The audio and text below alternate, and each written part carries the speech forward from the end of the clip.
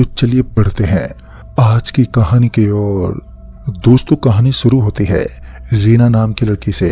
रीना की अभी नई नई शादी हुई थी और रीना के पति एक पुलिस ऑफिसर थे। रीना एक ऑफिस एम्प्लॉय थी।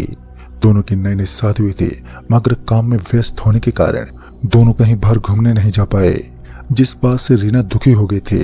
लेकिन कुछ समय के बाद उन दोनों को अपने काम से छुट्टी मिली तो दोनों ने मसूरी घूमने जाने का प्लान बनाया था। अक्टूबर का महीना था। इस समय मसूरी में घूमने वालों की काफी भीड़ होती है, लेकिन ये बात उन दोनों को पता ही नहीं थी। अक्टूबर के महीने में मसूरी बहुत सुंदर स्थल होता है। रीना और साहिल दोनों अपने टिकट बुक करवाते हैं और उन दोनों को मंगलवार के दिन सुबह के 8 बजे की ट्रेन से मसूरी जाना था। अब वो मंगलवार का दिन आ चुका था। वो दोनों भी तैयार थे। रीना बहुत खुश थी कि अब वो अपने पति के साथ बाहर घूमने जा रही है। तभी वो दोनों अपनी ट्रेन में बैठ गए और अब कुछ दूर जाने के बाद रीना को एहसास हुआ कि उसने तो होटल में बुकिंग ही नहीं करवाई। तभी उसने तुरंत ही ऑनलाइन सभी होटल को चेक किया कि कोई रूम अवेलेबल है या नहीं, लेकिन सीजन डिमांड की वजह से सभी होटल पहले से बुक हो चुके थे, जिस कारण से उन्हें कोई रूम नहीं मिला।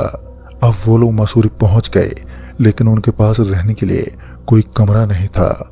दोनों एक बस स्टैंड के पास बैठे थे और सोच रहे थे कि रात को वो लोग कैसे बिताएंगे। अभी वो दोनों इस उलझन में थे ही कि तभी साहिल की नजर सामने बैठे एक बूढ़े अंकल पर पड़ती है। वो अंकल बहुत उदास बैठे थे। तभी साहिल उनके पास गया और उसने पूछा, अंकल क्या बात है, आप इतने उदास क्यों बैठे हैं? तभी उस बूढ़े आदमी ने उदासी मन से कहा कि पास में मेरा लॉज है, लेकिन उसमें कोई भी रहने नहीं जाता। अभी कमाने का भी वक्त है, पर इस महीने में मेरा लॉज खाली ही पड़ा है। बस 1-2 लोग ही मेरे लॉज में ठहरे हुए हैं। तभी साहिल ने कहा, पर अंकल आपका लॉज है कहाँ?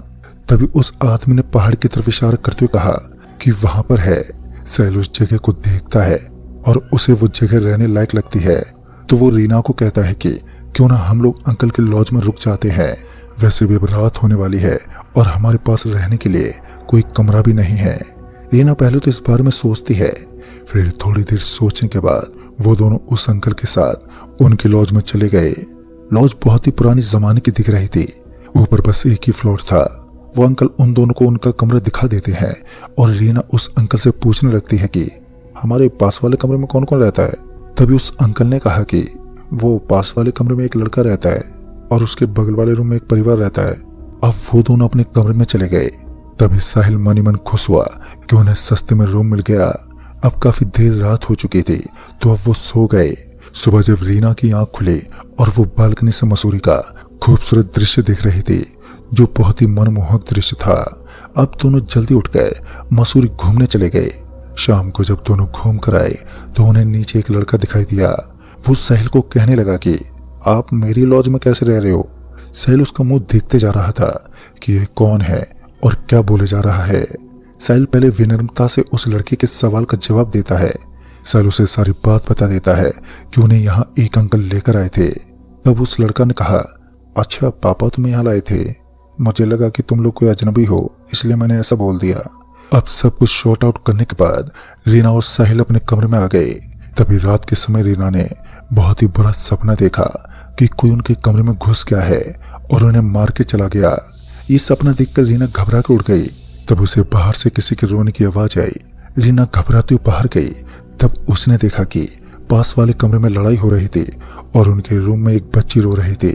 तभी रीना दरवाजा खोलने को कहती है, मगर वो दरवाजा कोई नहीं खोलता और लड़ाई के दौरान रूम से गोली चलने की आवाज भी आई। गोली की आवाज सुनकर वो साहिल को आवाज लगाने लगी। तभी साहिल हड़बड़ाते हुए रीना के पास आया और रीना दरवाजे के पास खड़ी खड़ी बस रोए जा रही थी। साहिल रीना को चुप करते पूछता है कि और तुम रो क्यों रही हो? तब रीना ने उसे लड़ाई की बात बताई और गोली भी चलने की। तभी साहिल ने फौरन दरवाजा तोड़ दिया, मगर अंदर जो नजारा देखा उससे दोनों हैरान हो गए। अंदर रूम में कोई नहीं था, बस एक खिड़की खुली थी। तभी साहिल ने रीना को समझाते हुए कहा, तुमने शायद कोई सपना देखा होगा, देखो यहाँ तो सब सही है। फिर वो दोनों अपने रूम में सोने चले गए। सुबह होते ही रीना फिर से उस कमरे के पास गई, मगर यहाँ वैसे रात की तरह कुछ भी विचित्र नहीं था। आज साहिल और रीना उस लॉज से जाने वाले थे, इसलिए उन्होंने पहले से अपनी पैकिंग कर ली थी। जब वो लोग काउंटर पर गए चेकआउट करने के लिए, तब उन्हें कोई भी नहीं दिखा। तभी रीना बाहर देखने गई कि कोई बाहर होगा, मगर उन्हें कोई नहीं मिला। साहिल अब बाहर इंतजार करने लगा उस बूढ़े अंकल का। थोड़ी देर बाद वहां से एक पुलिस वाला गुजर रहा था, तो उसने साहिल को देखकर अपनी गाड़ी वहीं रोक दी। तभी उस पुलिस वाले ने साहिल से पूछा कि तुम इस जगह पर क्या कर रहे हो। तभी साहिल ने उसे बताया कि मैं अपनी पत्नी के साथ आया हूँ और मैं भी एक पुलिस अफसर हूँ। वो पुलिस वाला साहिल को सैल्यूट करता है और उसे बताता है कि सर ये जगह कई साल से बंद है, आप यहाँ कैसे रुक सकते हैं। साहिल उस पुलिस वाले की बात सुन के सोच में पड़ गया। वो पुलिस वाला साहिल को इस लॉज के बारे में विस्तार से बताता है कि ये लॉज पहले ठीक हुआ करता था। फिर एक दिन इस लॉज में एक परिवार आया और उस परिवार में 3 लोग थे, पति पत्नी और एक बच्ची। एक दिन उस आदमी ने अपनी पत्नी की हत्या कर दी और उसकी बच्ची ने सदमे में वहीं पर दम तोड़ दिया और वो आदमी वहां से फरार हो गया। पुलिस आज भी इस आदमी को ढूंढ रही है। इस हादसे की वजह से लोगों ने इस लॉज में आना बंद कर दिया और लॉज ना चलने के गम में लॉज के बूढ़े मालिक ने सुसाइड कर लिया। बाद में उसके बेटे की भी रहस्यमय तरीके से मौत हो गई थी। और इतना सुनते ही साहिल के पैरों तले जमीन खिसक गई और वो फौरन ही अपनी पत्नी को अंदर से बाहर लाता है और तभी वो लोग दोनों उस लॉज को छोड़कर वहां से चले जाते हैं। तो दोस्तों इस कहानी में बस इतना ही। तब तक के लिए बाय एंड